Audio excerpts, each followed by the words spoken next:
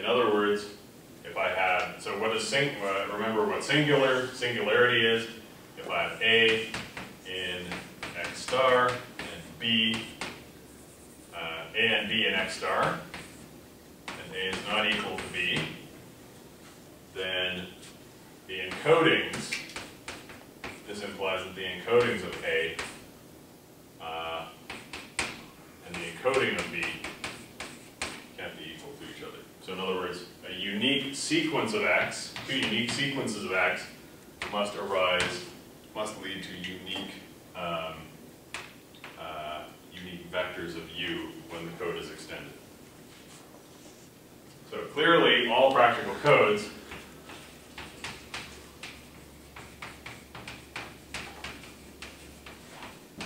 are uniquely decodable.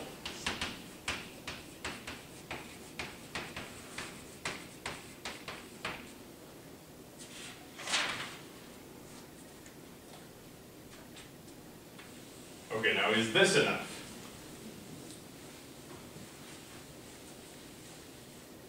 In principle, yes.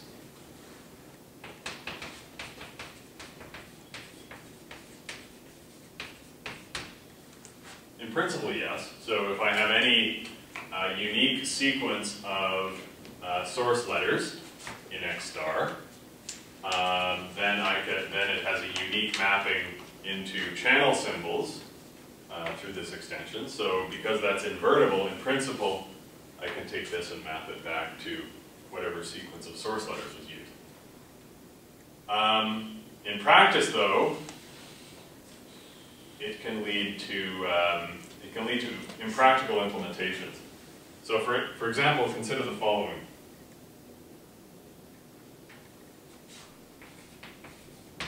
So we had before the code CA equals 0, CB equals 1, 0, CC equals 1, 1. So this is clearly non-singular. All three of these code words are unique. It's clearly uniquely decodable because, well, I'll come back to this, but it's not too hard to see that this is uniquely decodable. If I examine the first element of any sequence, then for one thing, if I see a 0, it must be this.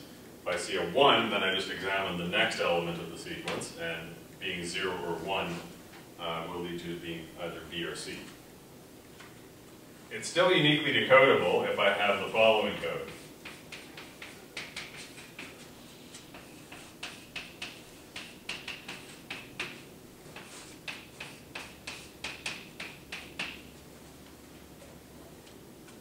All I did here was I flipped around C prime. So basically, this is the backwards code of that one. So it makes sense that if this is uniquely decodable, it should be this one should also be uniquely decodable because sequences up here, basically any sequence here, if you reverse it, there's a sequence in here. So therefore, they must if this is uniquely decodable, then this one must also be.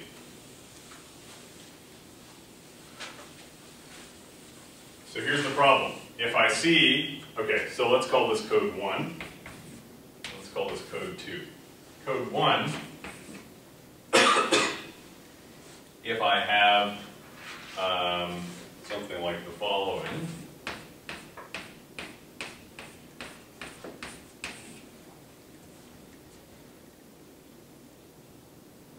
I can decode this by simply going along. So firstly, if I arrive here, this is the beginning of the sequence, and I know that. There's only one code that begins with a 0, so that must be an A. Then I see a 1. Okay, this could be either a B or a C. Look at the next element. That's a 1, so therefore this must be a C. Here's a 1. That must be a B or a C. The next one is a 1, so that must be a C. And so on. This must be a C. This must be a C. And this is a 0, so that must be an A. The you'll notice that what I was able to do, whoops, I made a mistake.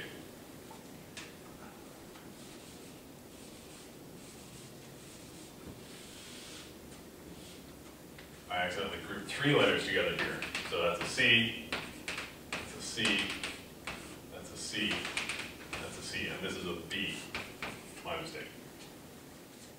You'll notice what I was able to do was, as soon as I see a complete code word, I can immediately decode it.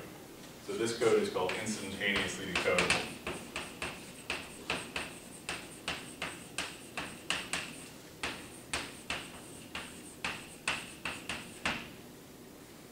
Code 2, let's say I had the same sequence.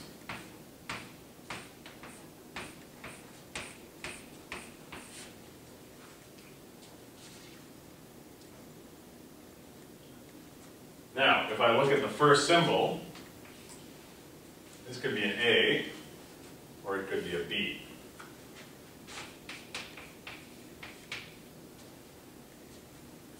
If I look at,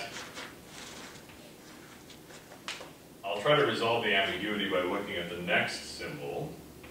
So I could have 0 on its own as an A, or 0, 1 together as a B. What's the next one? The next one is 1, so that doesn't really help, because then I can either have a C, or if I group those together, I can have BC. So let's look at the next symbol. Again, that doesn't really help too much. Now I can have ACC or BCC. And then similarly down here, I can have ACCC, CB, or BCC, C. Wait a minute. Something's wrong. My basic options are these. I could group it like so.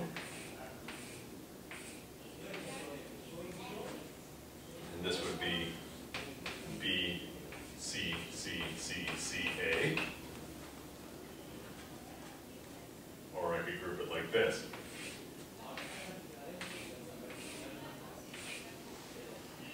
That 0 by itself is A, C, C, C, C, and then 1, 0, which is not in the code. So I know that this can't be true, and therefore it must be this one.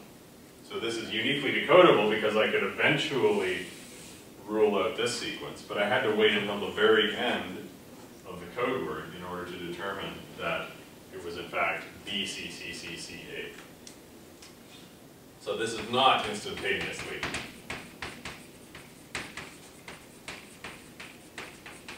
decodable, even though it is uniquely decodable. In other words, given this sequence, like I said, eventually it comes back to, the code is invertible, so eventually this will come back to some unique sequence of code letters, as it surely did, but I didn't know what that was until the very end. So this would have memory implications. I would have to remember the possible sequences. If my alphabets were larger, it would be kind of a big problem to keep track of everything until the very end.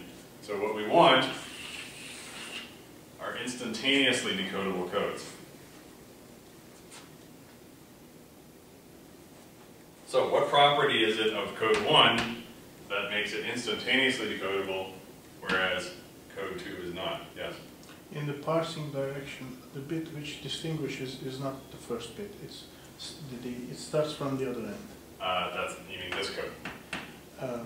In the instantaneously decodable code, the bit which distinguishes the two values starts in the opposite direction of parsing. I see what you're saying. Yes, that's correct. That's correct. So in other words, if I look at the end, this uniquely identifies the